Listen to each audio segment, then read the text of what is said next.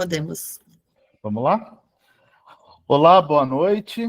Hoje é 16 de outubro de 2023. Estamos agora no Congresso Internacional Movimentos Docentes 2023, o futuro da formação, comunidades e redes de colaboração. Essa nossa mesa chamada Arena do Saber é um espaço de debate, compartilhamento de ideias e reflexões. Nós vamos ter apresentações, ao todo são 15 apresentações. Eu tive a oportunidade de ler o resumo de todas elas, algumas não tinham o resumo, eu li uma boa parte. São apresentações muito boas, são trabalhos muito bem elaborados, e acho que é interessante, quando a gente começar essas apresentações, a gente ir anotando, né, as perguntas que a gente vai fazer para cada um, e aí no final, depois que as apresentações todas forem terminadas, a gente começa o nosso espaço de discussão e debate. Pode ser? Meu nome é Alexandre Medeiros, eu trabalho há 30 anos com a educação básica, sou pós-doutor em educação pela Faculdade de Educação da Universidade de São Paulo, e fui convidado para conduzir essa mesa de debates, de reflexões e de conversa. Vamos começar? Eu tenho uma listinha que tem uma ordem. Podemos seguir essa ordem. Aí, qualquer dúvida, se alguém não tiver ou coisa parecida, a gente vai passando. O primeiro trabalho é o Em Busca do Estado de Recreio na Escola Privada. Desafios e excredocências em uma turma multidisciplinar, multisseriada. Maria Sanches, da Universidade Federal da Bahia, Gabriel Reis, da Universidade Federal Santa Maria. Acho que é isso. Quem conduzirá a apresentação? Acho que é a Sanches. É isso?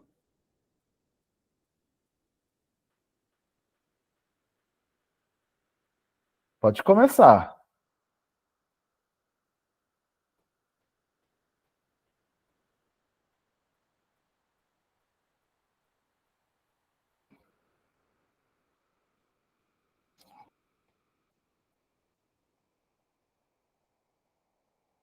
Pessoal? Eu não sei se ela está conseguindo acessar. Vamos descobrir, só um minutinho. Tá.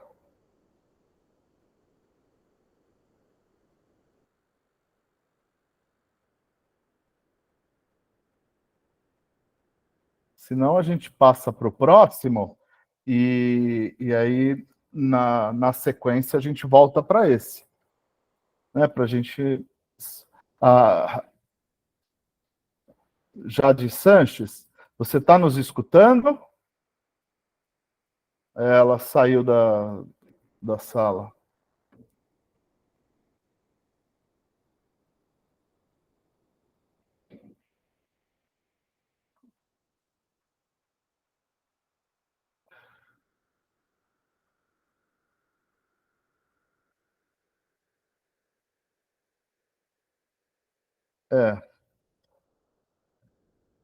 Agora sim, agora eu consegui. Agora então tá bom, então tá legal. Então vai, com você, com você a palavra, em busca do estado de recreio na escola privada.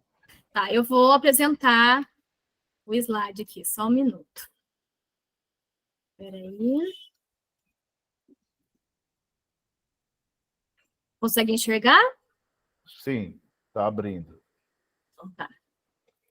Deixa eu...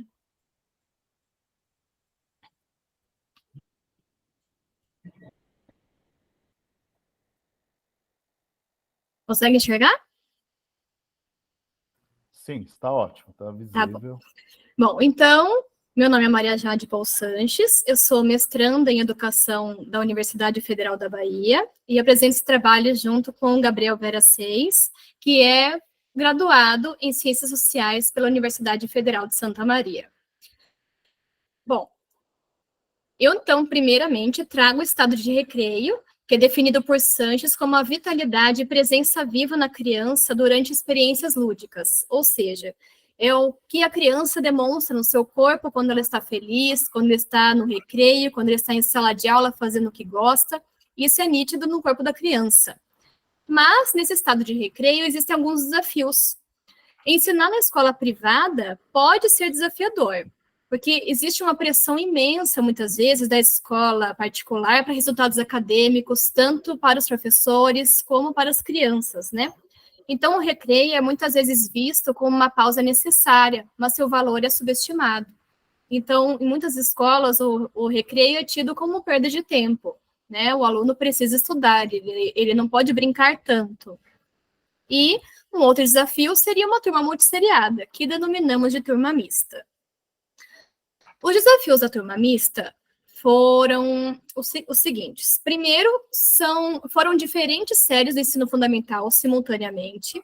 Então, nós atendemos crianças do primeiro ano até o quarto ano, 24 alunos em uma sala pequena, turno inverso, ou seja, as crianças ficavam com as suas respectivas turmas durante a manhã, de tarde elas iam para a turma multisseriada, ou seja, passavam 10 horas na escola.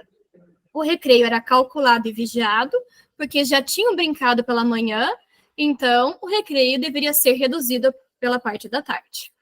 E havia uma cobrança, né, pela parte da equipe diretiva, pela parte dos pais, porque os alunos do primeiro ano precisavam ser alfabetizados.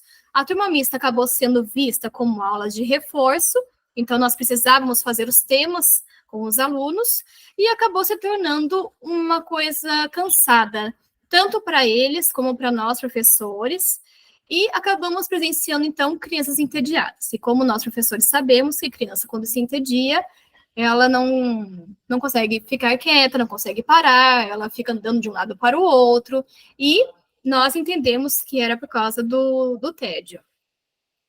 Bom, então nós tivemos, primeiramente, estratégias recreio, que nós chamamos, antes de começar as aulas, para tentar devolver vida, né, a esses corpos, muitas vezes endurecidos. Então, primeiramente, a gente fala do ensino colaborativo, como é importante, um professor e um auxiliar são cúmplices, são parceiros, o professor não sabe mais que o auxiliar, então, como é importante o auxiliar também ajudar esse professor, né, como foi o caso de 24 alunos, que a gente precisava atender, não conseguiria fazer nada sem uma presença de um auxiliar. Outra estratégia foi os alunos mais velhos deveriam ajudar os mais novos, que a gente sabe que quando eles terminam os temas, as atividades, eles querem atrapalhar os outros. Isso é de criança, é normal. Então, os mais velhos começaram a ajudar os mais novos. Isso desenvolveu-se uma empatia muito grande nos alunos.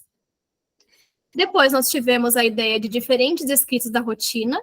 Então, os alunos reclamaram que eles precisavam escrever as rotinas, já tinham escrito pela manhã, mas precisavam escrever pela tarde. Então, a gente decidiu fazer um recreio nessa rotina. Então, a gente, às vezes, invertia a ordem, às vezes a gente escrevia em outros idiomas, eles tinham que adivinhar qual era o idioma. Então, até na rotina, teve, sim, um recreio existencial.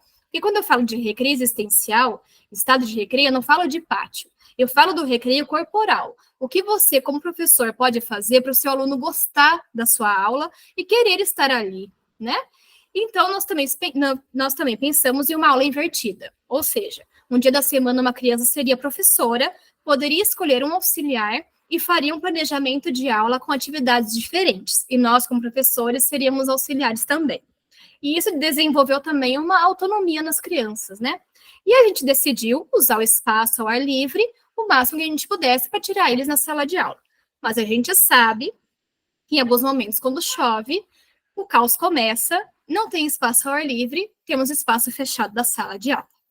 Então, nós pensamos em algumas aulas, essas são apenas alguns dos exemplos, mas como o tempo é curto, eu vou meter a eles mesmos. Bom, primeiro foi a arte com café, então nós estávamos trabalhando o café no Brasil, nós começamos lendo um livro sobre café, e depois nós trabalhamos os 5 sentidos. Então, as crianças experimentaram bala de café, elas tomaram café, sentiram o cheiro, e depois nós fizemos uma arte. Então, elas pegaram o pó de café com cola, água, e a gente pintou, né, nos papéis. Algumas crianças colocaram a mão do café, e isso é normal também, isso acontece. E foi uma atividade muito interessante. Outro dia, nós fizemos, então, uma revolução farroupilha em sala, porque nós precisávamos trabalhar a questão do Rio Grande do Sul. as revoluções. Então, nós pegamos folhas de rascunho que iam ser jogadas fora, e nós escrevemos dados sobre a Guerra Farroupilha, e nós dividimos 2 grupos. E as crianças deveriam, então, revolucionar, né, dentro da sala de aula. Então, eles guerrearam com a bolinha de papel, e isso foi muito interessante, o trabalho em equipe, eles mesmos se dividiram, teve um médico da guerra, teve um rei, uma rainha, um espião, e foi muito interessante. Ao final, nós reunimos em círculo e nós lemos o que estava escrito na bolinha de papel. No outro dia, nós realizamos um rádio FM Apresenta Turma Mista. E nós sabemos que as crianças hoje estão com a tecnologia em alta, estão vivendo uma época dos YouTubers. Então, a gente precisava chamar elas para o nosso cotidiano, resolvemos fazer uma rádio. E isso gerou um engajamento e autonomia muito grande. Porque as crianças decidiram quem ia ser o apresentador, quem ia ser a pessoa que faz o jingle, quem ia ser o que faz a piada. E isso é muito interessante, né? Ver as crianças trabalhando juntas e elas escolhendo, né? Depois, nós fizemos bandas de rock, trabalhando interdisciplinaridade com inglês. Então, nós pegamos a banda Queen, pegamos as músicas e eles dividiram-se em bandas de rock, cada um construiu o seu instrumento e fizeram uma apresentação. E, para terminar, eu falo da maior corrente do mundo, que foi uma corrente feita por eles para a festa junina. Eles queriam construir uma corrente maior do mundo, para que o espaço da festa junina fosse todo preenchido com a corrente de papel. Isso, para nós trabalhamos então a perseverança deles, porque eles ficaram uma semana inteirinha, né, trabalhando nessa corrente. Mas para trabalhar a interdisciplinaridade, nós acabamos medindo a corrente, né, falamos sobre escravidão também, que era um tema que estava em alta, né, na sala de aula, e nós ressignificamos, segundo eles, né, a palavra correntes. Bom, na conclusão, a gente vê que ensinar com alegria é resistir. E em tempos como hoje, na educação, a gente vê como é necessário essa resistência. A gente precisa, né, como professores, introduzir cores em lugares cinzentos, promover alegria e liberdade em escolas, especialmente em instituições privadas, que às vezes restringem a criatividade da criança. Aí eu pergunto para vocês, professores, vocês estão dispostos a enfrentar esses desafios? Para terminar, eu trago, então, as imagens da turma mista e trago uma citação de Andrade que eu gosto muito, que é: brincar com a criança não é perder tempo, é ganhá-lo. Se é triste ver meninos sem escola, mais triste ainda é vê-los sentados, tolhidos e enfileirados em sala de aula, sem ar, com atividades mecanizadas e exercícios estéreis, sem valor para a formação de homens críticos e transformadores de uma sociedade. Andrade. Então é isso. Muito obrigada. Muito obrigado, Maria Sanches. Posso te chamar assim, Maria Sanches? Pode sim. Muito obrigado, viu? Parabéns pelo trabalho. A gente vai, todos vão apresentar, aí no final a gente faz as perguntas e as discussões. Tudo bem? Muito obrigado, viu? Muito obrigado. O segundo trabalho é disciplina positiva em sala de aula.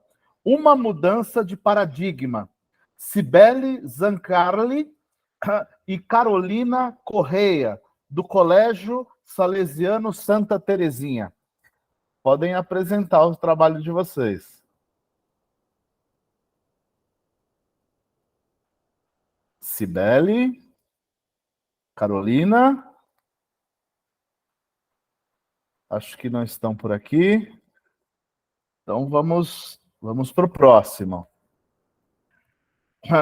Educação física escolar. O circo da escola. Atividades circenses na educação básica. O Liciane Brás, da Unesp. Boa noite. Oi, olá. Então tá bom, Liciane. Então vamos com você. Vamos lá. Bom, eu sou Liciane, eu sou mestranda em Educação Física na Unesp pelo ProF. Né? Deixa eu colocar aqui a apresentação. Espera só um pouquinho, gente. Sem problemas.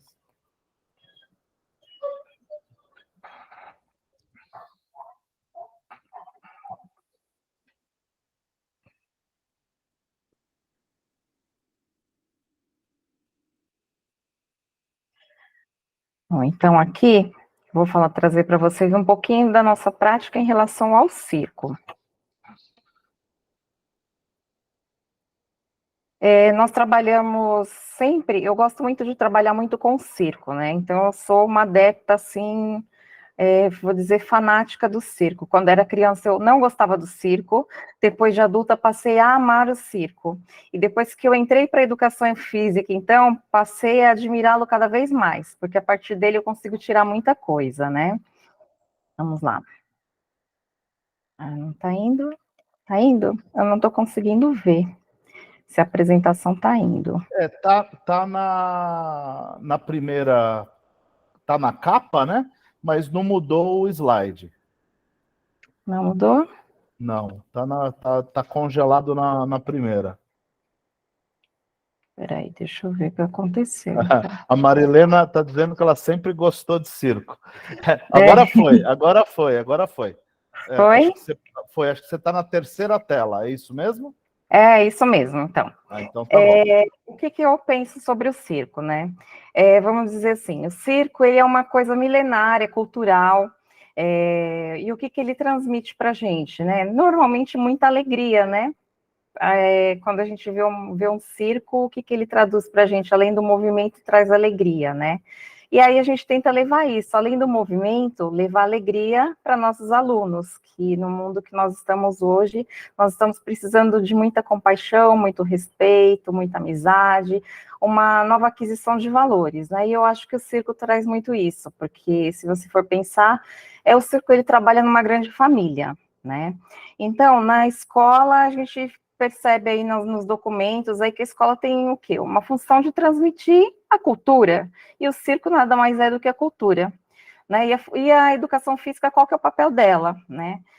Além do papel de trazer atividade física, uma melhora para a sua saúde, bem-estar, ela também trabalha aspectos cognitivos, socioemocionais, né? Promove a saúde, estamos aí na construção de valores, ou seja, a formação integral dos alunos, né?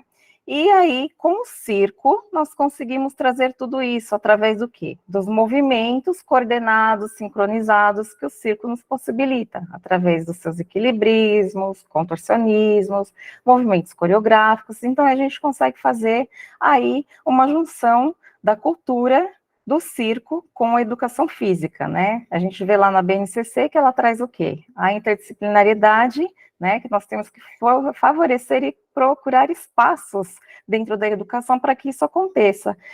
E aí a educação física é um dos melhores espaços que nós temos para poder fazer isso. Olha, eu aqui, professora de educação física, lógico, tem que defender a minha área? Não, só a minha área não, vamos defender todas. Então, trazemos a interdisciplinaridade para a nossa área. Como? Através do circo, eu consigo trabalhar a história, eu consigo trabalhar os personagens, trabalho o movimento. Vamos passar aqui mais um slide.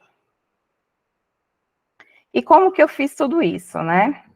Através de brincadeiras. Eu trabalho isso o quê? Desde a educação infantil até o Fundamental 2, cada um adequando ali com contação de história, né, trazendo o histórico do circo. Então, como é que a gente começa isso aqui? Como é que foi?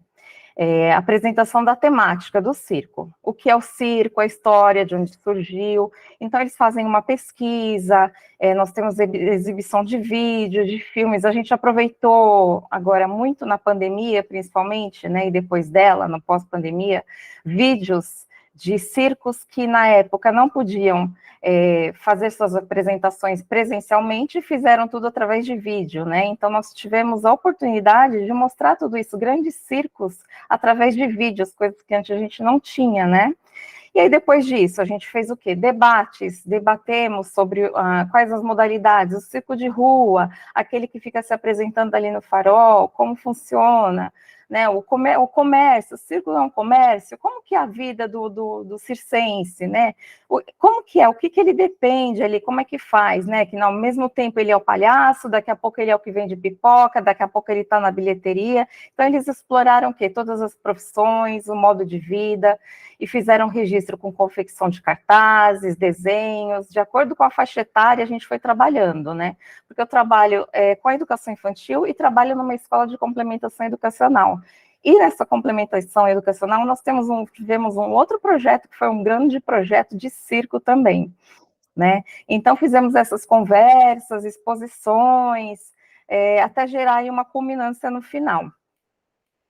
Deixa eu passar mais um slide aqui.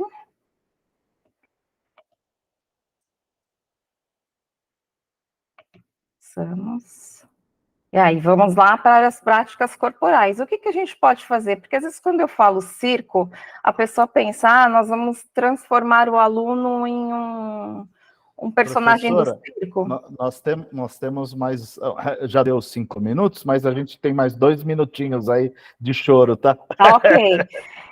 Passar as práticas corporais aqui, né? Então, tudo que a gente pode fazer são coisas simples, né? Lançar objeto, equilibrar-se. Não vamos transformar nossos alunos em artistas de circo, mas vamos trazer o circo para a escola e transformar em circo da escola, né? Então, é uma prática bem gostosa, eles se divertem muito, eles aproveitam bastante. Né, aqui tem umas imagens aqui dos alunos que fizeram, no final de tudo, fizeram uma apresentação. Então, cada um descobriu o seu talento, cada um escolheu o que queria. E aí, o resultado, gente, é autoestima, elevação da autoaceitação, trabalho em equipe, a relevância sociocultural que isso tem, né? As competências socioemocionais foram trabalhadas, a decisão, o desafio, né, que está sendo proposto a todos eles. Então, olha, quem tem medo de trabalhar com circo, não tenha, trabalhe, porque ele dá para ser usado em várias disciplinas, de várias formas. Muito obrigado. Agora eu entendi porque o circo da escola. Agora eu entendi. Isso, o circo da escola. É muito legal. Parabéns, viu, professora? Parabéns. Obrigada. Parabéns. Pessoal, o nosso quarto trabalho, vou na sequência. Momento cultural e a presença de obras e autoras negras, estratégia formativa. Alessandra Tavares, da Universidade de São Paulo, e Maria Tuiacor, do Instituto de Psicologia da USP. Estamos aí? Estamos aqui. Então tá bom. Olá, Alessandra, tudo bem? Oi, então, gente. Tá ótimo. Pode ir, a palavra é com você. Tá bom. Em primeiro lugar, quero agradecer essa oportunidade de compartilhar um pouco da nossa prática formativa e profissional. É sempre importante esse espaço que a gente possa trocar. Nós estamos falando, eu vou apresentar, mas o trabalho foi feito por mim, pela Maria Paula, a partir de uma experiência formativa no município de Pequeno Porte, né? Município do interior paulista de Pequeno Porte. Não vamos dizer o nome do município por conta, né, de respeitar também o desenvolvimento da formação, até porque esse é um recorte de todo um processo formativo, né? No momento cultural, deixa eu passar aqui já. O momento cultural, ele é uma estratégia formativa que compõe a formação profissional de gestores dentro da organização que a gente atua, né? Que é a comunidade educativa SEDAC. Então, ele compõe um espaço inicial dessa formação de profissionais, em que não tem necessariamente um vínculo com o conteúdo da pauta, não é um texto que dispara, um texto literário, artístico, uma obra artística, que dispara a discussão. O objetivo desse momento é fazer uma curadoria e ofertar obras literárias, artísticas, musicais, qualquer ramo, né, das artes, para ampliação do repertório cultural e discussão com esses profissionais. Eu atuo nessa organização, né, há algum tempo, e o que a gente percebeu? Que existia um baixo índice de seleção, de curadoria de autorias negras, né? E foi feito esse investimento, né, no nosso projeto, de levar esses autores e essas obras, e também refletir sobre a percepção desses profissionais, né? E aí, no texto que vai estar disponível, eu trago 2 casos. Um olhando para a Rosana Paulino e a produção da Rosana Paulino, e o outro é uma situação formativa com um texto da Conceição Evaristo. Mas como aqui a gente tem pouco tempo, eu vou trazer só um caso, né? Que é o da Rosana Paulino.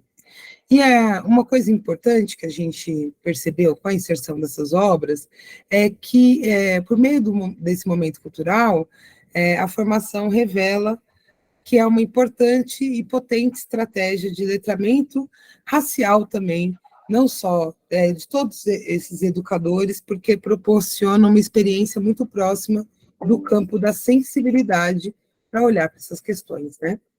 Então,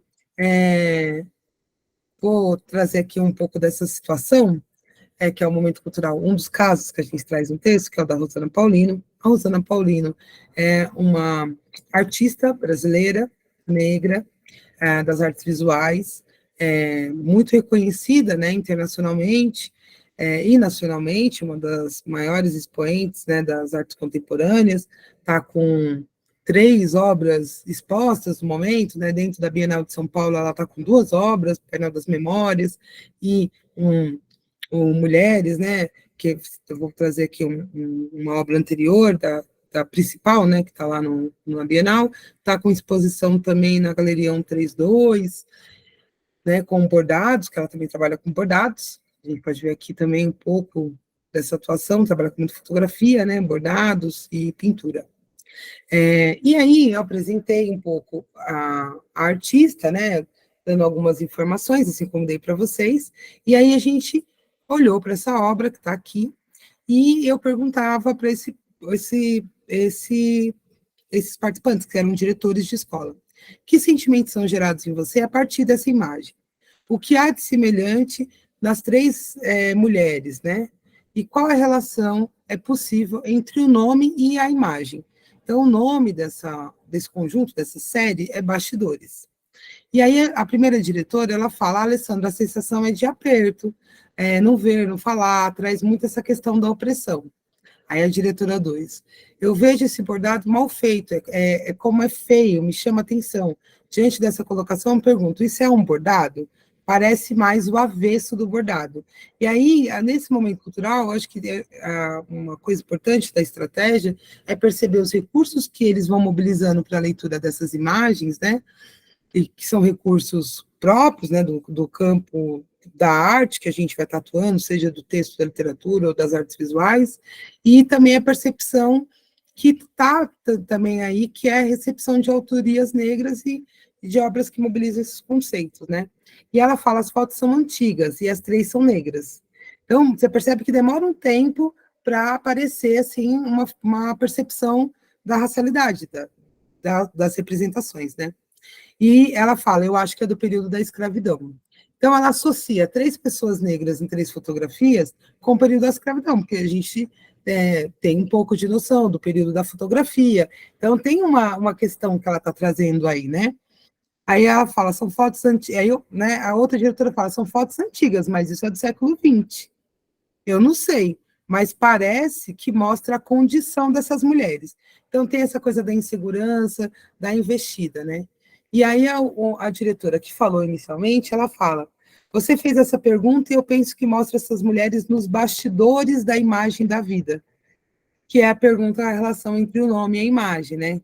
Toda vez que aparece na novela e nos filmes como empregadas, cuidando de filho, essas coisas. Eu não sei explicar muito bem. E aí você percebe quantas vezes elas vão reiterando esse não saber. E esse não saber está relacionado à obra de arte ou está relacionado a outras questões? E é essa a nossa investigação, né? E aí nós vamos para uma outra obra da Rosana Paulino, que chama Assentamentos, Adão e Eva no Paraíso Brasileiro, essa que foi exposta na Pinacoteca e faz parte do acervo da Pinacoteca, né? E eu pergunto para elas, falei, a imagem do fundo... Temos um minutinho, Alessandra, desculpa, um minutinho aí já... Para dar 6 ou para dar 5? Não, para dar 7. Ai, meu Deus. Então tá, aí a gente amplia essa imagem e aí você vê que elas vão trazendo elementos da leitura da imagem e elas falam assim, eu falo, vocês já viram imagens assim antes? E aí uma diretora todo mundo fica em silêncio, né? E aí eu passo para a terceira imagem, que chama Jatobá, e aí quais sentimentos é despertado na obra da Rosana Paulino. E ela fala, eu gosto mais dessa, das cores, dos galhos, mas elas falam também de força, de mulher negra, eu contextualizo essa obra um pouco mais, e para finalizar, acho que a diretora diz algo fundamental aqui, que é, Alessandra, eu fico um pouco sem saber o que falar, tenho medo de falar alguma coisa errada, e eu acho que não temos muito conhecimento sobre esse tema. O tema não é obra de arte. O que traz esse desconforto, esse desconhecimento, é o letramento racial e é a percepção dessas obras e autores, né? E aí eu contextualizo, finalizo que a gente vai trabalhar cada vez mais isso, ofereço, né, um contorno, né, como professora e formadora, e ela responde pelo chat, né? Vai ser importante. Às vezes eu não sei falar, né? Mostrando um pouco da invisibilidade dessas questões. Gente, desculpa pela demora, mas é isso. Forma Muito obrigada. alguma. Parabéns, Alessandra. Parabéns pelo trabalho, viu? Lindo. Parabéns. Parabéns mesmo. No final, a gente bate um papo. Vamos fazer assim, porque eu fico preocupado de faltar alguém com tempo para apresentar no final. O nosso próximo trabalho é intersecção entre culturas, currículos e docência na perspectiva da educação do campo.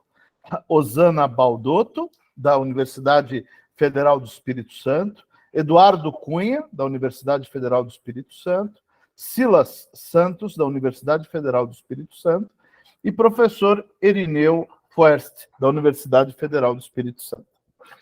Com a palavra... Boa noite, professor. Boa noite a todas e Boa noite. todos. Vou colocar aqui o nosso trabalho. Todos estão vendo a minha tela?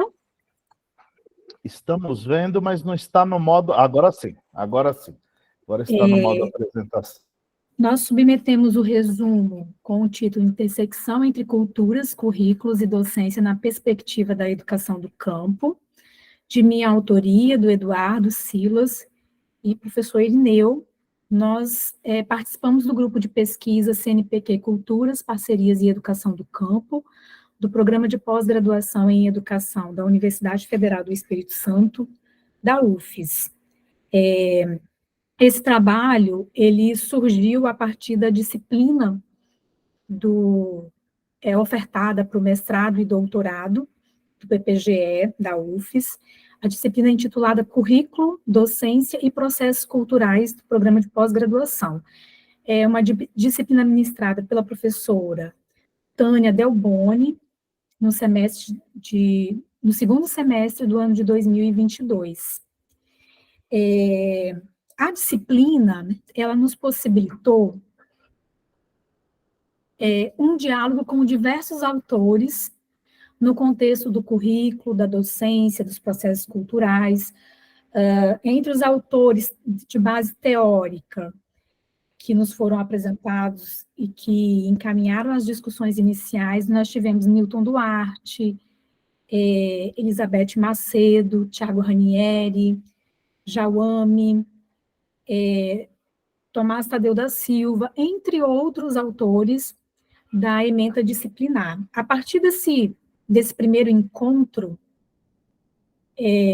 nós partimos para um segundo momento. É importante destacar que a disciplina ela era composta por estudantes do mestrado e do doutorado, vinculado às diversas linhas de pesquisa, como linguagens, educação, formação humana, políticas públicas. Então, todas as linhas de pesquisas vinculadas ao mestrado e doutorado em educação, eles estavam discutindo e dialogando sobre o currículo, docência e processos culturais na disciplina. Então, a partir do diálogo inicial, a disciplina propôs aos estudantes que eles trouxessem outros autores que discutissem sobre currículo, sobre docência e processos culturais, e que estivessem vinculados de alguma forma às nossas pesquisas. Então, a gente teve aí um segundo momento de verificação, de busca, de conhecimento com outros autores, que aí a gente destaca aí Irineu Foerst, Menga Ludsky, Bernard Fichtner, a gente teve Demerval Saviani, Ana Carolina Galvão, e outros autores que também, assim, diversos estudantes trouxeram ali para a gente discutir e dialogar a partir do que a professora Tânia trouxe inicialmente. A disciplina possibilitou uma imersão muito forte nesses conteúdos, e a partir de então a gente teve como resultado final aí a produção de um artigo. O nosso grupo trouxe o artigo aí, Tensionamentos e Diálogos sobre Culturas, Currículos e Docência da Educação do Campo. É uma temática bem vinculada ao nosso grupo de pesquisa. Nosso grupo de pesquisa traz aí pesquisas bem direcionadas para a educação do campo também. E a partir da produção desse artigo, outros tensionamentos vieram para o diálogo. E aí a gente trouxe a problemática dentro do artigo, com narrativas de professores. Então, a gente trouxe ali qual a importância das culturas nos currículos e nas docências da educação do campo, qual a importância de currículos construídos junto com a comunidade campesina, como a docência pode contribuir para a vivência e constituição de um currículo emancipatório e político no cotidiano escolar, levando em consideração os sujeitos campesinos nas suas culturas e a educação do campo. Então, como resultado final, a gente teve essa produção, e aqui a gente trouxe uma foto do grupo ali, mais acima, e a partir daí uma foto do seminário que nós tivemos ali, com as bandeiras ali na mesa, ao lado dos diversos movimentos sociais, que comporam os nossos espaços também, os nossos diálogos. E aí a gente agradece a oportunidade de estar socializando esse momento que nós tivemos na disciplina, que foi intensa e que, para a gente, trouxe aí um resultado reflexivo muito importante. Muito obrigada. Muito obrigado, Rosana. Obrigado por sua apresentação. Que interessante, matéria muito interessante, disciplina muito interessante, trabalho muito interessante. Parabéns, parabéns, parabéns. O nosso próximo trabalho é o Teatro como Ferramenta Didática para o Trabalho com o Gênero Entrevista de Emprego no Ensino Médio. Os membros do grupo são da Universidade Estadual de Montes Claros, Carlos Pereira, Edilza Santos, Eliane Santos, Gleison Nascimento e Silvânia Lopes. Quem fará a apresentação? O teatro como ferramenta didática para o trabalho com o gênero entrevista de emprego no ensino médio. Não temos? Então vamos para o próximo. Instrução individualizada no ensino de ciências e uma análise a partir de dissertações e teses. Érica Maia, da Unicamp, e Juliana Rink, da Unicamp. Érica está aí.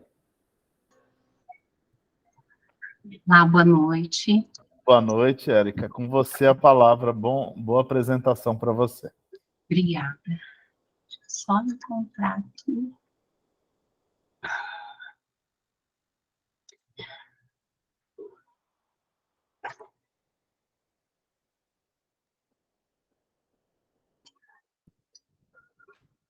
Ok. Está sendo apresentado a tela. Sim. Eu não Tá vejo ótimo. vocês. Tá Bom, ótimo. deixa eu voltar um slide aqui.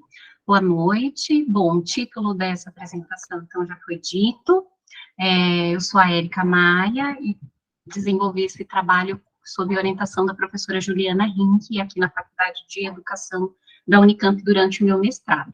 E, atualmente, eu ainda trabalho com essa temática, né, em torno dessa temática avaliativa no ensino de ciências, no meu doutorado.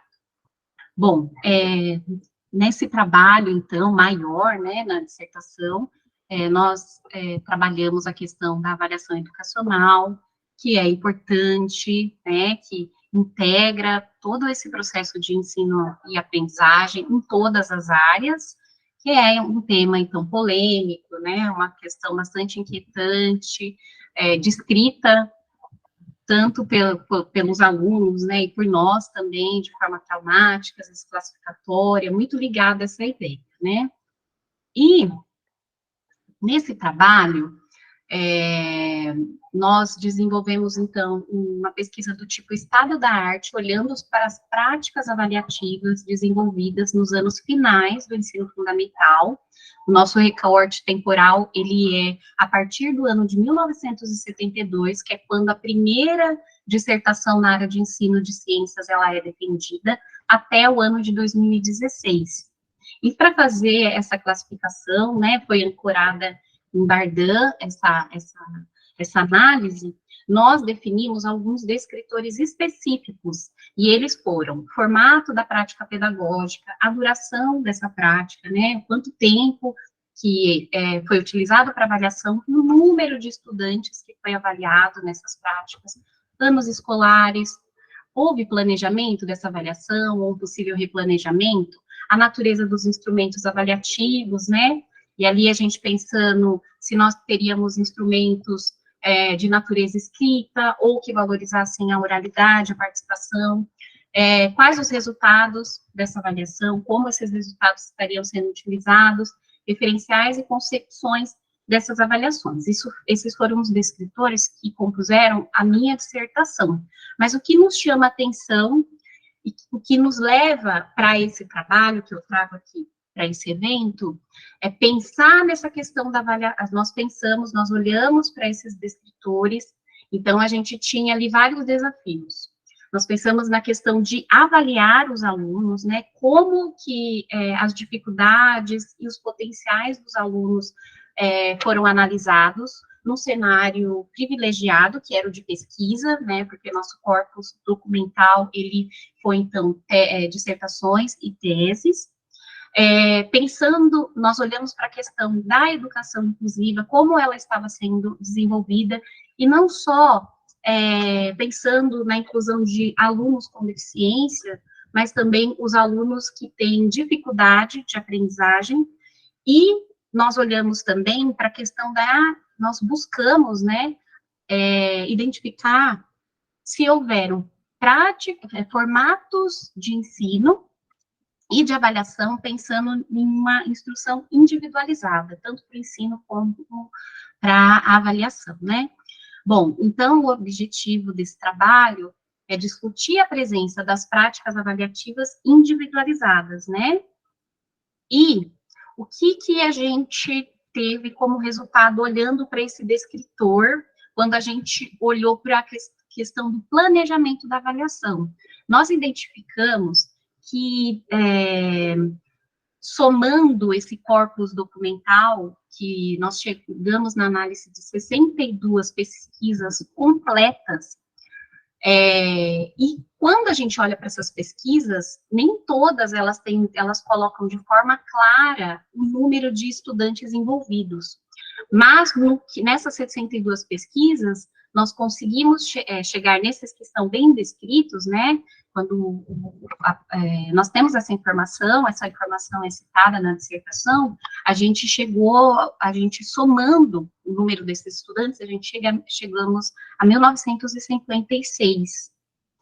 E apenas em uma pesquisa dessas 62, nós encontramos um trabalho, uma dissertação de mestrado, que ela cita 2 alunos com necessidades especiais, né, pessoas com deficiência, que necessitavam de um replanejamento, que o pesquisador parou e citou, e em relação à avaliação, ele fala sobre essa necessidade de um replanejamento, né?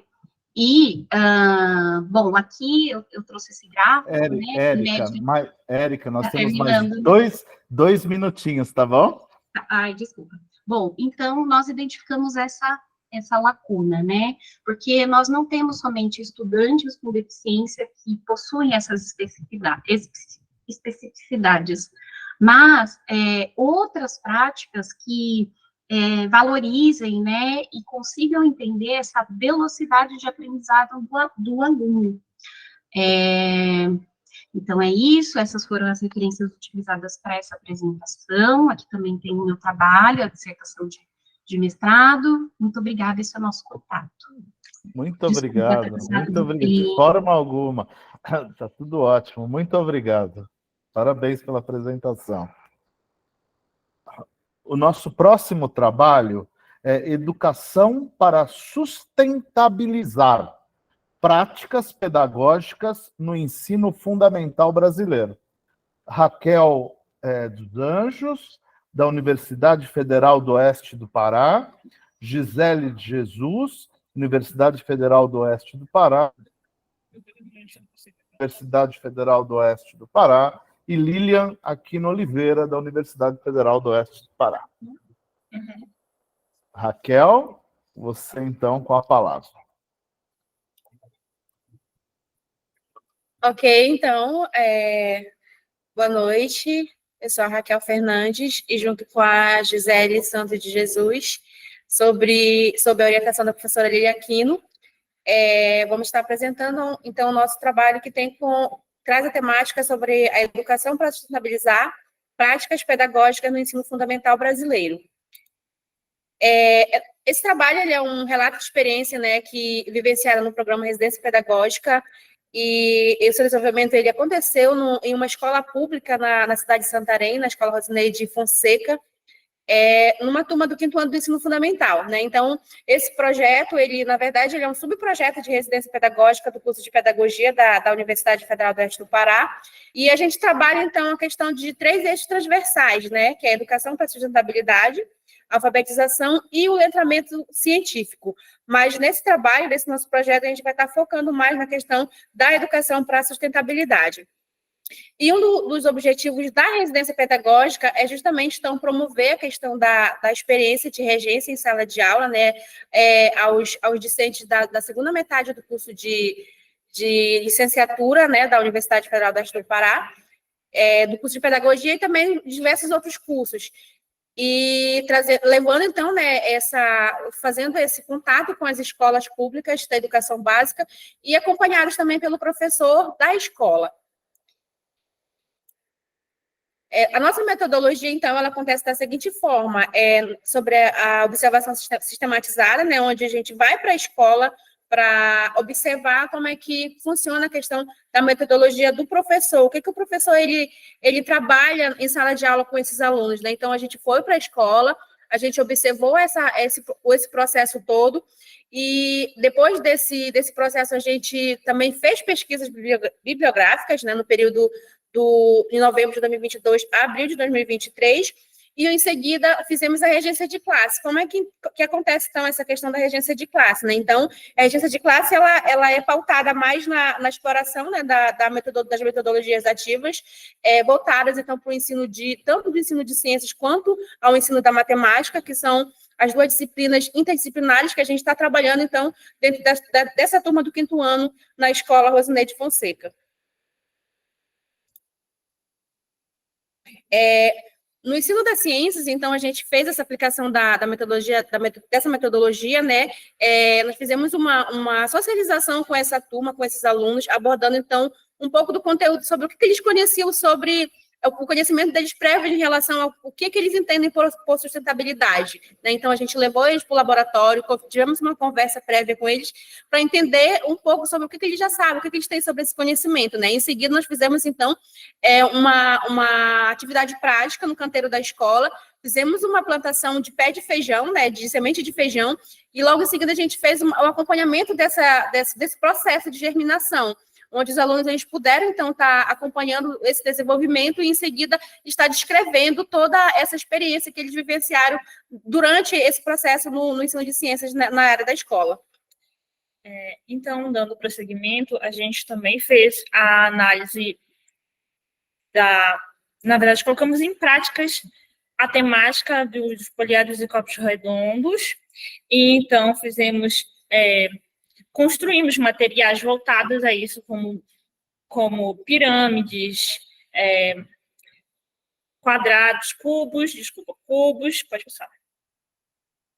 e foi sempre sempre tendo a aula, a teoria juntando com a prática para que eles possam desenvolver em aulas práticas, eles possam colocar a mão na massa.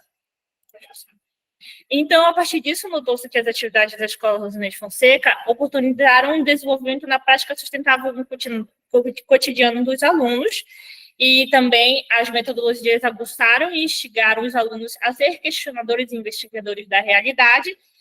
Constatou-se mais interesse por parte dos alunos em praticar as atividades mais práticas, porque a gente ouve relato deles que associaram a teoria juntamente após fazer o nosso conteúdo na prática, conseguiu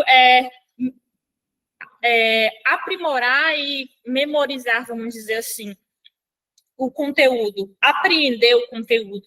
A seguir vai ter algumas fotos das nossas reuniões, tanto de planejamento quanto de orientação, nossos encontros nas escolas, para ter a observação, para poder, só então conseguimos ir para a regência.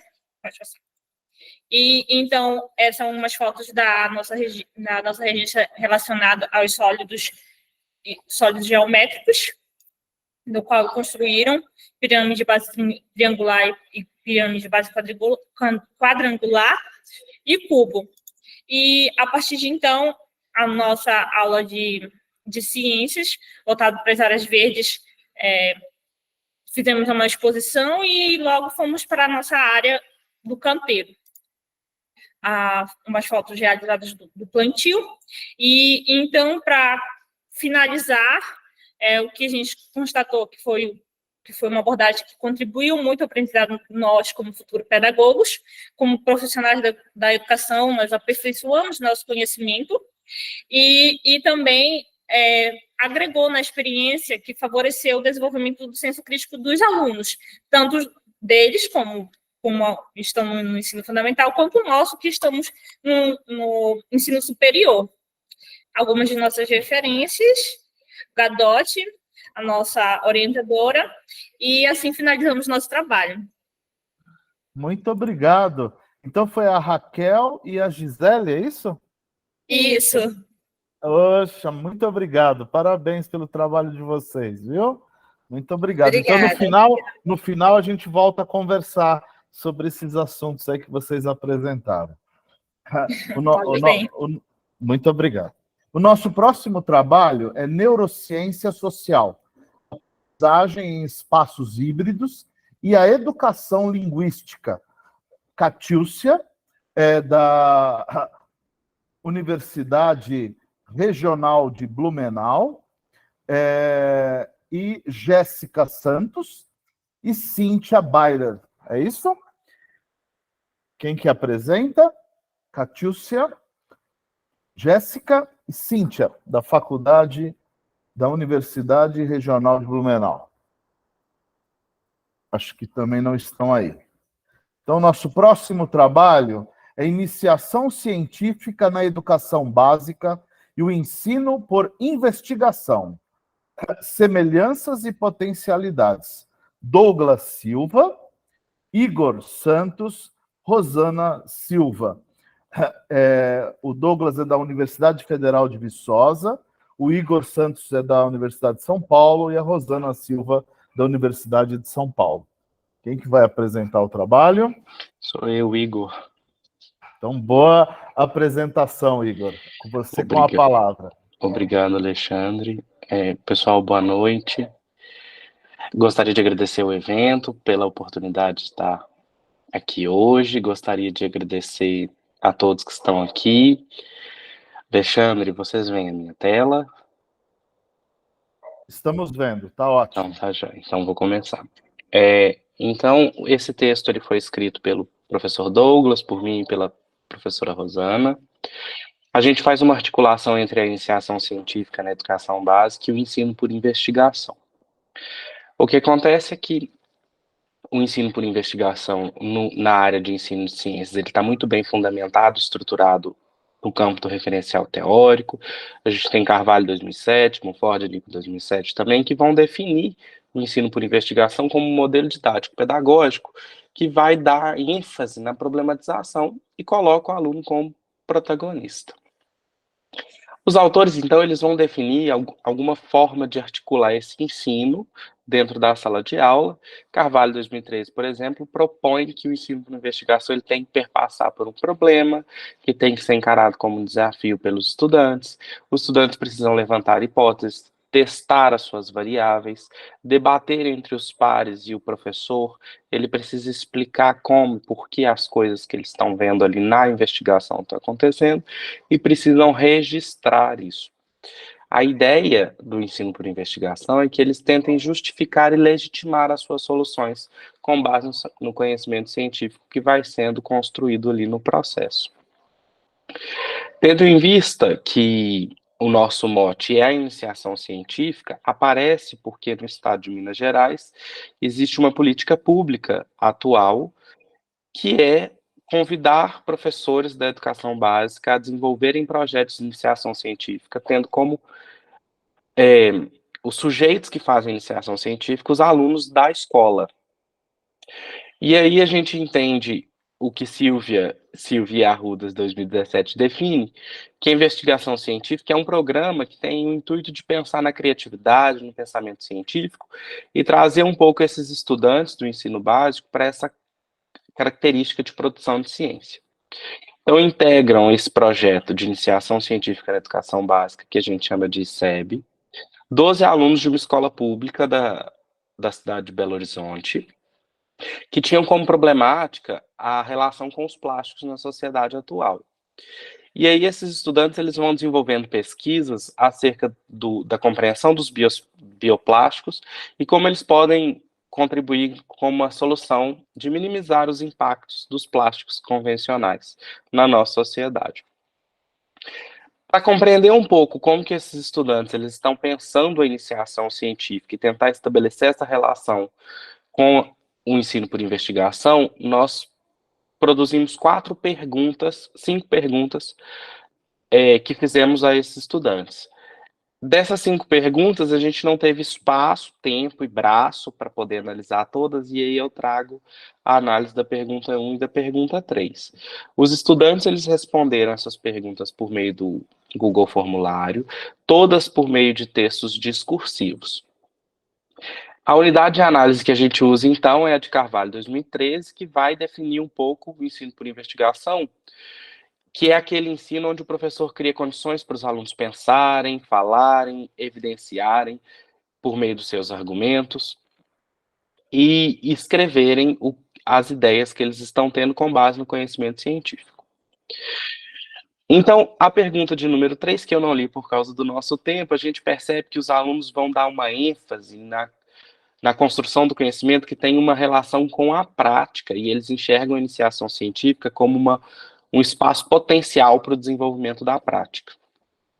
A pergunta de número 1, os estudantes eles falam que a iniciação científica é um lugar que eles conseguem relacionar os conteúdos escolares com o que eles estão pesquisando.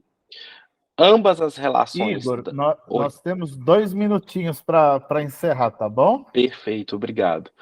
Ambas as relações a gente consegue estabelecer entre a iniciação científica e o ensino por investigação. E aqui, como considerações finais, a gente consegue perceber que o ICEB ele se mostra promissor na construção ativa do conhecimento, que ele desenvolve a curiosidade e questionamento da prática científica, e que isso é avaliado ao longo do processo com o professor orientador. Dessa forma, a gente compreende que existe uma relação entre o ensino por investigação que a literatura define com o programa ICEB. As referências bibliográficas estão aqui. Muito obrigado e o meu contato. Muito obrigado, Igor. Parabéns pelo trabalho. Muito obrigado. Obrigado. O nosso próximo trabalho é Gamificação como estratégia de superação de desafios do ensino de matemática nos anos finais do ensino fundamental. Bruno Santos, da Unifesp, Paula Carolei, da Unifesp. Quem apresentará? Tá aí, é o Bruno. Bruno, com você a palavra, então.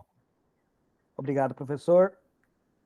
Só checando, confirmando, está aparecendo a apresentação para vocês? Tá, agora está abrindo o slide, está ótimo, agora está Perfeito? ótimo, perfeito. Obrigado, professor. Bom, primeiramente, boa noite a todos. É um prazer estar aqui, ouvindo esses relatos. A gente vai pegando um pouquinho de cada aí para usar no nosso projeto, na nossa pesquisa, né? É bem interessante isso.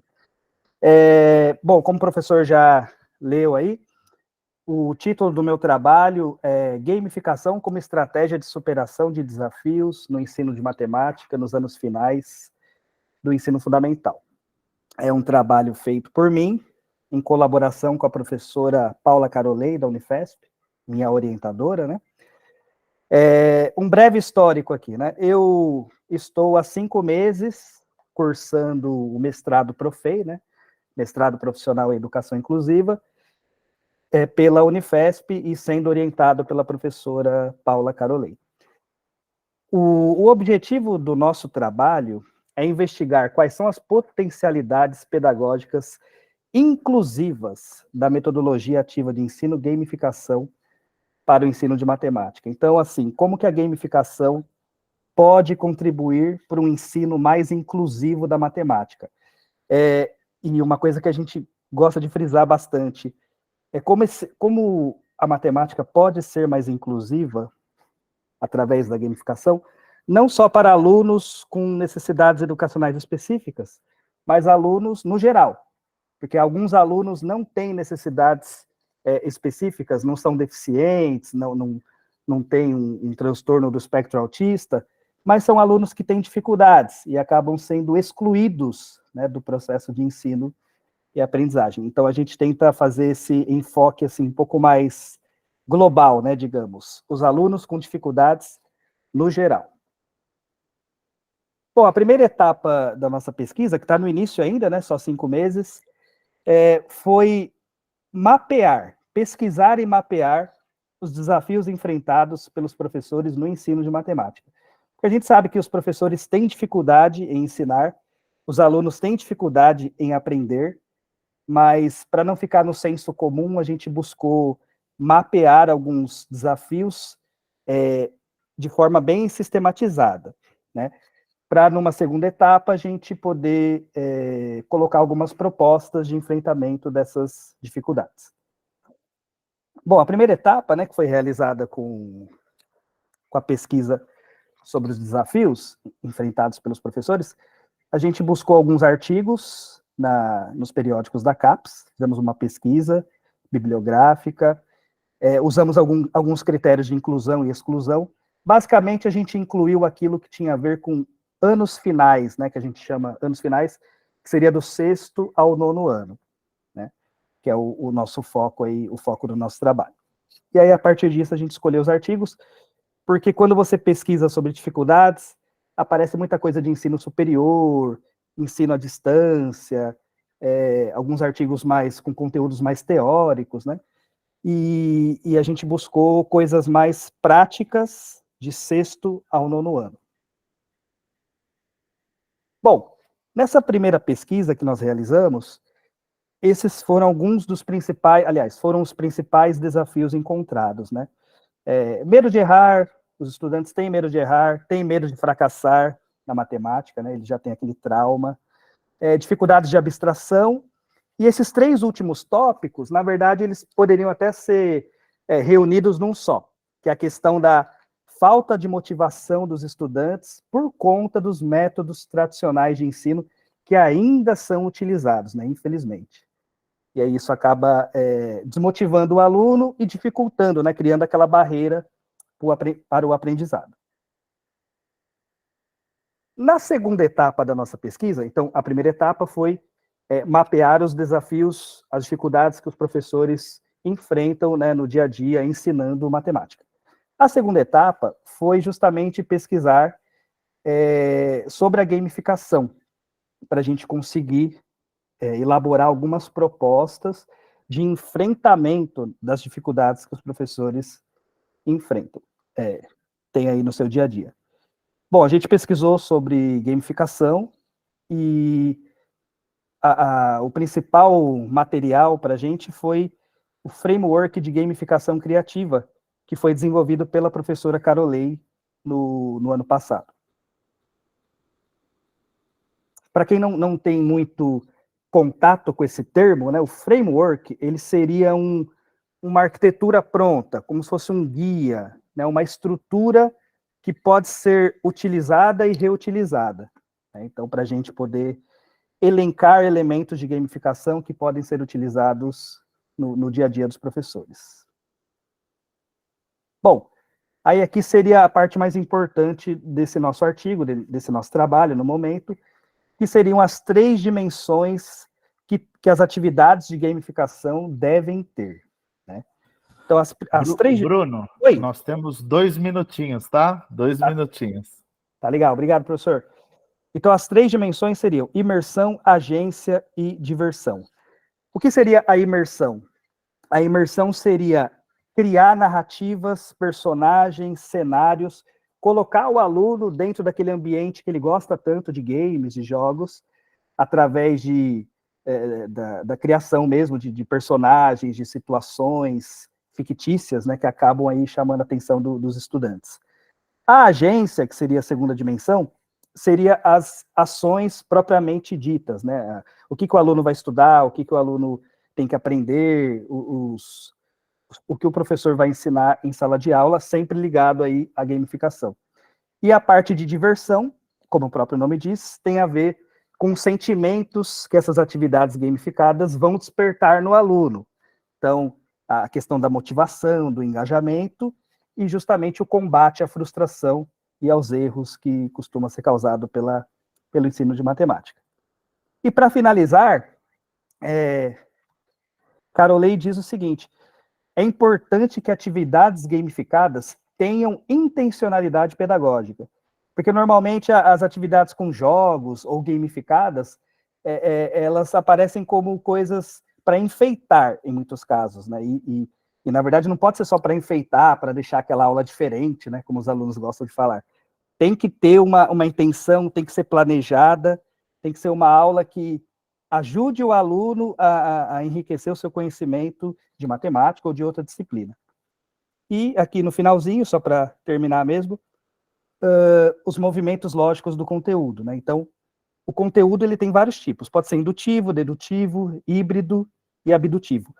O que as atividades gamificadas têm como objetivo principal é essa parte dos movimentos abdutivos, que seria proporcionar aos alunos a criação, o uso da criatividade, a produção autoral, que é o objetivo principal do professor, quando o aluno deixa só de reproduzir e passa a produzir o seu próprio conhecimento. Agradeço a todos, tem aqui algumas referências, agradecimento à rede, Movimentos Docentes, pela oportunidade, e coloquei o meu e-mail aí, se alguém quiser depois tirar alguma dúvida, conversar mais, estou aí disponível. Muito obrigado, Bruno. Parabéns, viu, pela apresentação. Belíssimo trabalho que você está construindo aí, viu? Parabéns. Obrigado, professor. Obrigado a todos.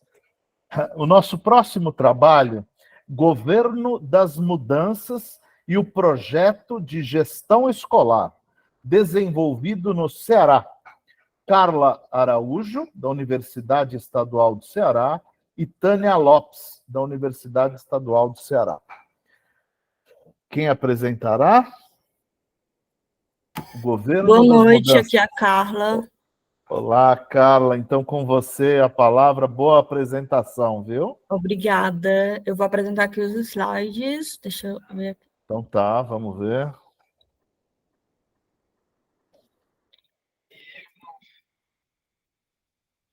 Tá dando para ver?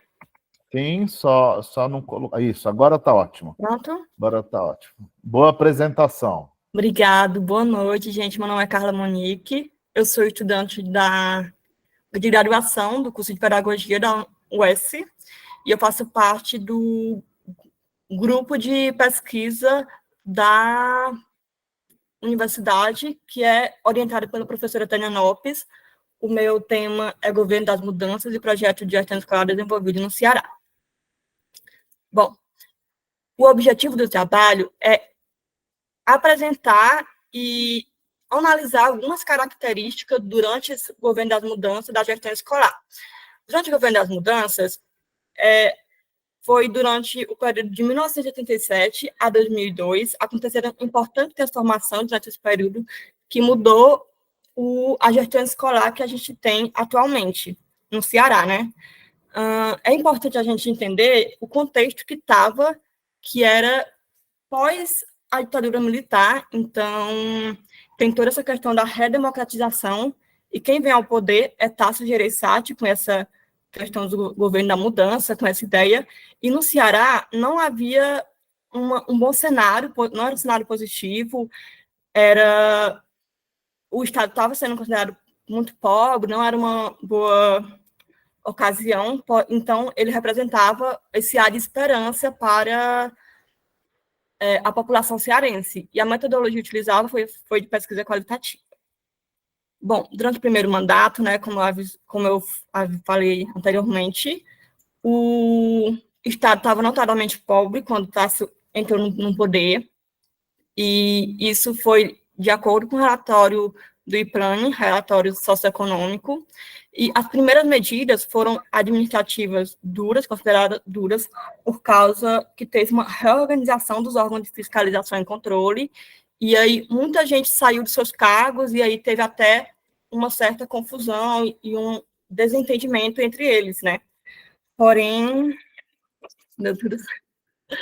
E as metas para a educação eram altas em relação aos problemas que haviam. Então, no primeiro mandato, não foi conseguido alcançar essas metas, mas já foi um passo dado, né? E uma conquista importante foi a Constituição Estadual de 1989, que coloca em pauta importantes debates que vai ser depois definido nos outros mandatos, como a eleição de professores, que a gente vai ver depois. O segundo mandato, quem assume o poder é Ciro Gomes, também fazendo parte junto com Tasso Gereissati, e o principal objetivo dele é promover o acesso à escola, traçando as metas da universalização do ensino, que é aquilo que envolvia, né, todo o Brasil como um todo, e reorganização do processo de gestão. Em 1992, vai ser criado um Sistema Estadual de Avaliação de Rendimento Escolar, que é o SPAES, que vai ser o primeiro sistema de avaliação do Brasil. Então, vai ser um passo bem importante. E durante o terceiro e quarto mandato, o Tasso vai voltar ao poder, que vai ficar entre 1995 até 2002, né? E as ações vão ser voltadas para a melhoria da gestão escolar, vão ser mais notadas durante esse mandato, e essas melhorias foram orientadas pelo modelo de gestão democrático implementado pela SEDUC, representado pelo Programa de Desenvolvimento da Gestão Educacional, e nelas vão ter algumas diretrizes que são as estratégias, né, que vai ser a de municipalização, a eleição dos diretores, a descentralização e a modernização. A municipalização para que eles possam ter mais autonomia, né, a eleição dos professores, porque antes não era dessa forma, era por indicação política, e aí, a partir desse momento vai ser por competência, né, e a descentralização para ajudar que a escola tenha mais autonomia, e a modernização como um todo no sistema educacional. E as considerações finais é que, mesmo com os desafios enfrentados, houveram conquistas relevantes para a educação cearense, que dura até os dias atuais, e a gente vê que houve influência direta em acontecimentos nacionais, como a Constituição de 88, que, né, refletiu na Constituição de 89 do Estado, e, enfim, a ditadura militar e toda essa questão. E, enfim, a gestão escolar cearense ela ainda tem muito a avançar, e conhecer a história nos ajuda nesse processo. Então, eu finalizo a minha fala com uma frase de Heródoto, que é: pensar o passado para compreender o presente, idealizar o futuro. Obrigada. Poxa, parabéns pelo trabalho, Carla, parabéns. Obrigada. E parabéns pela educação do Ceará. Realmente, o Brasil inteiro reconhece a qualidade da educação do Ceará. Parabéns. Muito obrigada. O nosso próximo trabalho é Achados e Perdidos sobre formadores de professores que ensinam matemática. Gislaine Pinto, da Universidade Federal de Pelotas, e Antônio Alves, da Universidade Federal de Pelotas. Então, é o Antônio que vai apresentar. Antônio. Boa noite a todos. Ah, No primeiro Gislaine. momento, boa noite a todos. A gente vai Boa fazer noite. uma jogada aqui. O professor Antônio vai apresentar os slides, mas eu vou comentá-los. Maravilha, então. Já estamos vendo. Então, vocês estão com a palavra.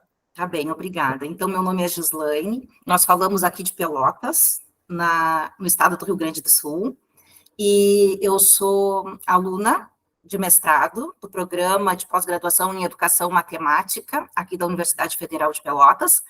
E esse trabalho que nós trazemos é a busca pelo estado do conhecimento para minha pesquisa do mestrado, que procura investigar a marca de formadoras nas professoras de matemática do curso normal de nível médio, que formam professores que ensinam matemática. E esse estudo se origina justamente da minha experiência como docente nesse curso normal de ensino médio por 20 anos, formando professores que ensinam, né, dentre outros componentes, o da matemática. Então, esse estudo da dissertação, como aparece aqui, estuda como se desenvolve essa professoralidade das formadoras de matemática do curso normal de nível médio e essa implicação na docência. Porque nós trabalhamos com a ideia de que a professora de matemática é uma marca constituída no sujeito, e a formadora de professores é uma marca constituída na professora de matemática. Então, se um sujeito não nasce, como dizia Paulo Freire, né, professor, tampouco este professor nasce formador de outros professores. Então, quando nós fomos fazer para o nosso estudo essa busca pelo estado do conhecimento, tendo o curso normal de nível médio como locus de pesquisa, nós nos deparamos com poucos resultados, tendo o curso normal, então, como interesse para pesquisas nessa área da formação de professores. Nós encontramos muita pesquisa, muito resultado relacionado às licenciaturas em pedagogia, licenciatura em matemática, e quando nós encontrávamos algo sobre o curso normal, ele era um curso normal de nível superior. E nesses achados também, nós encontrávamos muitos estudos tendo como sujeitos da pesquisa os estudantes destes cursos, e poucos estudos relacionados à formação dos formadores destes estudantes. E numas pesquisas encontradas, assim, nós fizemos uma relação, talvez com esse pouco resultado de pesquisas com o curso normal de nível médio, relacionado a um movimento denominado Década da Educação, que eu não sei se todos acompanharam, né, que foi um movimento que aconteceu de 1997 a 2007, onde a formação inicial considerada válida legalmente para os professores que atuariam na educação básica fosse a de graduação. Então, para constatarmos mesmo se essa nossa suposição estava correta, eu mudei a data, o período da busca do estado do conhecimento para anterior a essa década da educação. Então, eu fiz uma busca entre 1985 a 1996, e aí eu encontro mais de 40 mil trabalhos publicados, tendo o curso normal como locus como locus das pesquisas. E aqui nós trazemos onde foram essas buscas, né? Eu procurei trabalhos, então, no Banco Digital de Teses e Dissertações, nas revistas Bolemas, Etetiquê e Educação Matemática em Revista, em anais de eventos, né, como o CIPEM, o Enem e o EBRAPEN. E por que ligados à área da matemática? Porque eu fui professora substituta no início da minha carreira, lá na década de 90, professora substituta da Faculdade de Educação, porque formada em pedagogia, eu sou pedagoga, então eu trabalhava com as disciplinas didáticas em várias licenciaturas como professora da FAI. E uma das licenciaturas que eu trabalhei foi justamente na licenciatura em matemática. E lá na década de 90, bem início da década de 90, nós ainda tínhamos aquele modelo 3+1, onde as disciplinas didáticas nos currículos estavam lá no final dos cursos das licenciaturas. E aí eu comecei a me inquietar naquele momento, porque eu tinha como pedagoga um conhecimento interessante das disciplinas pedagógicas, mas quando questionada por aqueles estudantes da licenciatura de matemática, que já tinham uma carga de conhecimentos matemáticos considerável pela trajetória no curso, eu sentia que alguma coisa em mim, enquanto professora formadora, faltava.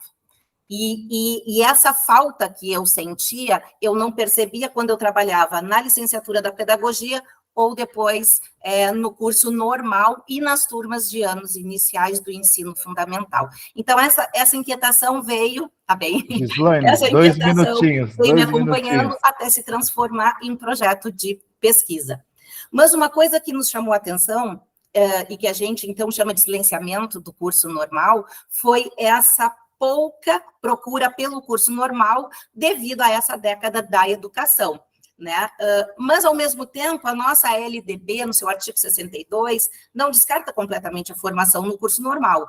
Então, a gente diz que o curso normal não é desejável, mas é aceitável para a formação de professores que vão trabalhar na educação infantil e nos anos iniciais do ensino fundamental.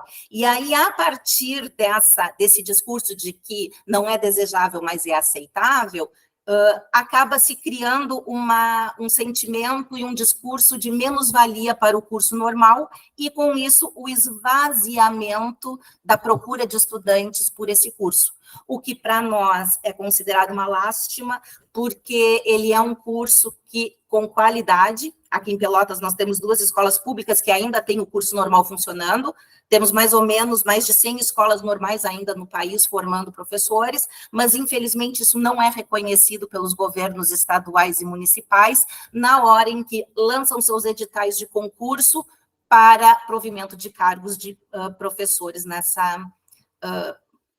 para essa área, né, do ensino, infelizmente. E a gente entende que quando um professor que vai fazer uma licenciatura, seja ela qual for, mas no nosso caso para a educação matemática, quando ele já tem uma bagagem de conhecimentos pedagógicos construído no ensino médio, a formação dele em nível acadêmico é outra. A discussão nos cursos de graduação é outra. Eu estou aqui só controlando o tempo, mas depois estou aberta para todas as perguntas que acharem pertinente fazer. Muito obrigada. Muitíssimo obrigado pela apresentação, Gislaine, Antônio.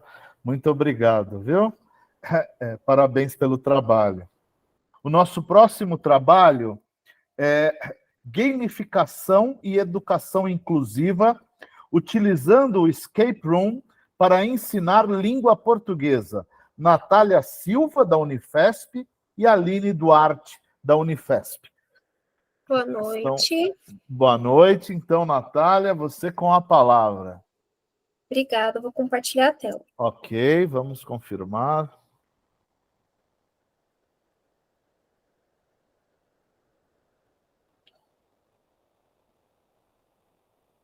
Está aparecendo?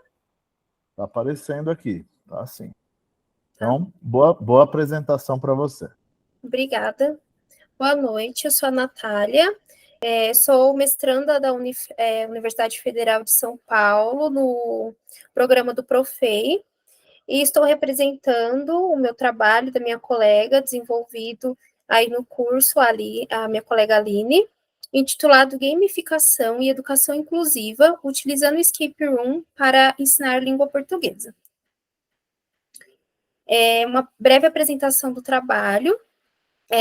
Esse artigo ele foi desenvolvido através de uma atividade que foi proposta em uma disciplina do curso, que foi a Inovação e TDIC na Educação da Universidade Federal de São Paulo, e a proposta era que nós desenvolvêssemos um plano de aula com o uso de uma tecnologia digital.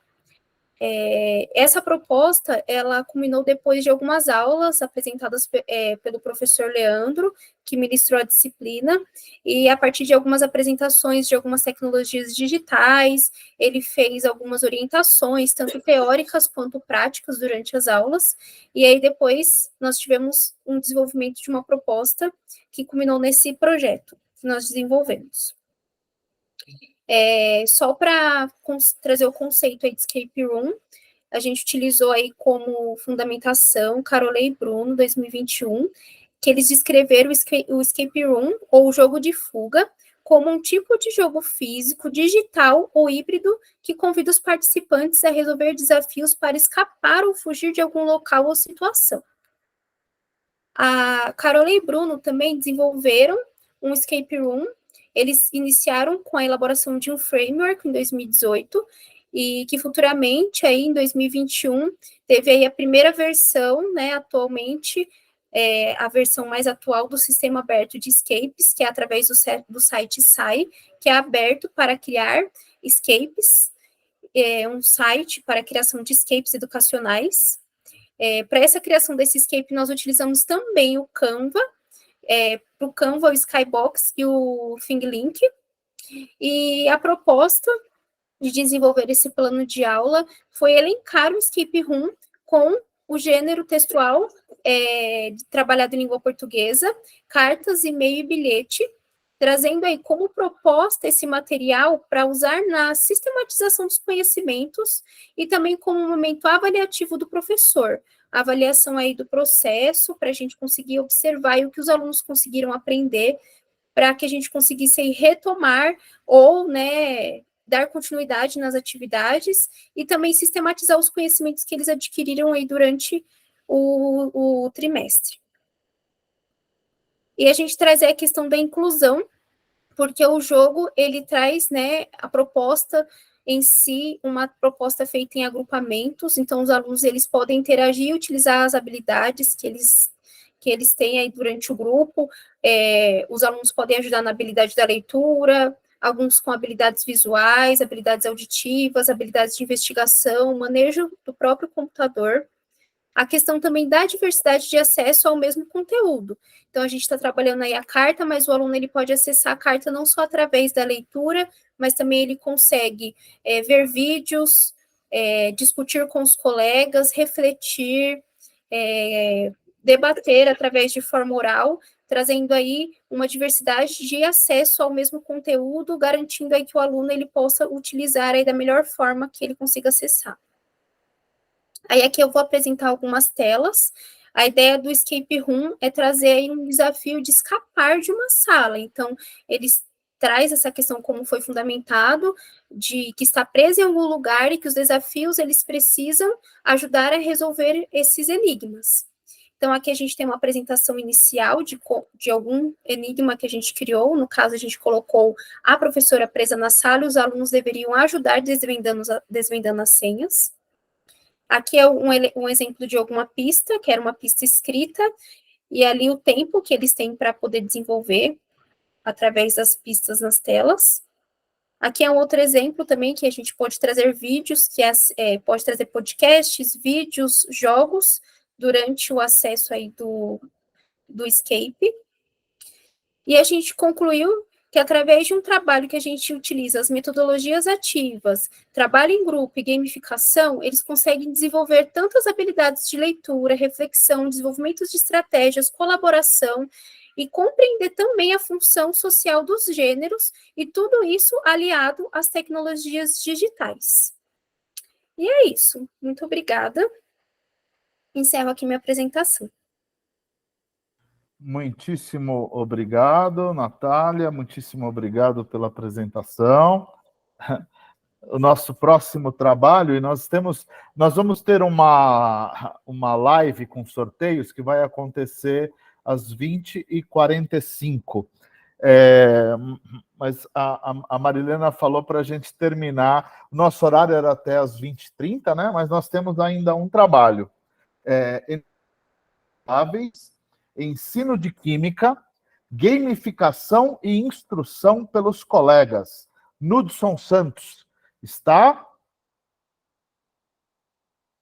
Energias renováveis, ensino de química, gamificação e instrução pelos colegas no Hudson dos Santos. Está?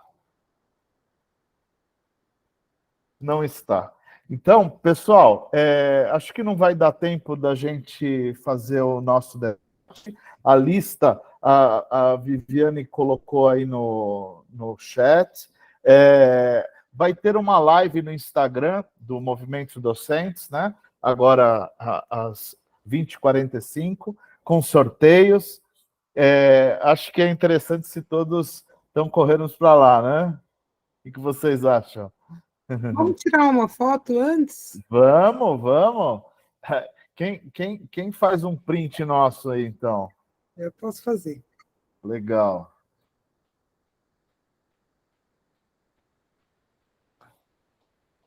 Aí, se quem fizer o print, se postar lá no grupo do Movimentos Docentes, no Zap. Isso, abram as câmeras, a Viviane está pedindo para a galera abrir as câmeras aí.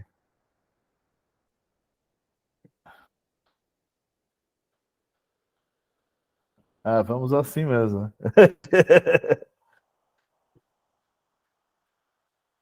É isso, gente. Conseguiu, Alessandro? Maravilha. Muito obrigado, Alessandra. Muito obrigado a todos pela apresentação. Foi um ótimo momento que passamos juntos. Estava falando aqui com a Marilena. Altíssimo nível, os trabalhos de altíssimo nível. Parabéns pelas pesquisas, parabéns pelos temas, pelas investigações científicas que vocês fizeram, pelos resultados que vocês trouxeram. Foi tudo muito lindo. Parabéns. Tudo de bom para vocês. Um abração para todos. A lista de presença está no chat. Tem um link da Viviane, lista de presença no chat, no link da Viviane. Desculpa, professor, interromper. A Imagina. lista que eu coloquei, o link é para a participação do workshop. O Meet não tem a lista de presença porque já fica gravada a participação de todos. Então tá bom. Então tá ótimo. Posso fazer Muitíssimo obrigado. Pode. Falaram que a gente poderia gravar para colocar no YouTube.